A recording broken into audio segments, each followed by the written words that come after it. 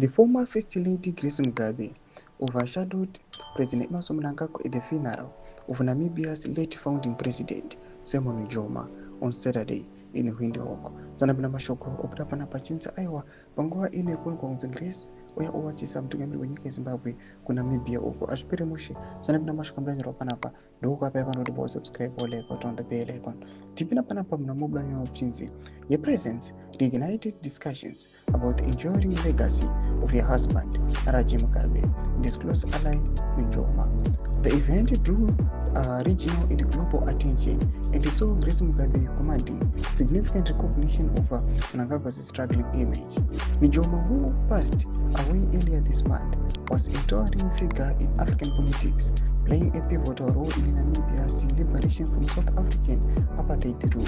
Like Mugabe, he was a staunch Pan-Africanist, fiercely advocating for self-determination, land reform, and economic independence. While Nujoma remained a revered elder statesman in Namibia, Mugabe's rule ended dramatically with the 2017 military coup designed by Mnangagwa, not the president. Since then, Mnangagwa has struggled to manage Mugabe's enduring political influence in Zimbabwe, despite his efforts to rebrand ZANU-PF and distance it from Mugabe's radical policies. The late leader's legacy remains deeply ingrained in Zimbabwean political culture. Mnangagwa has sought to mend ties with Western powers and attract foreign investment, but his administration continues to grapple with economic collapse, corruption, and growing public discontent.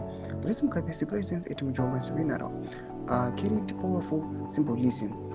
Once a formidable political figure in Zimbabwe, she was at the center of the internal power struggle that led to her husband's ousting. Her re-emergence on the regional stage reminds us that the former leader's influence still looms large despite Mnangagwa's attempts to move beyond Mugabe's shadow.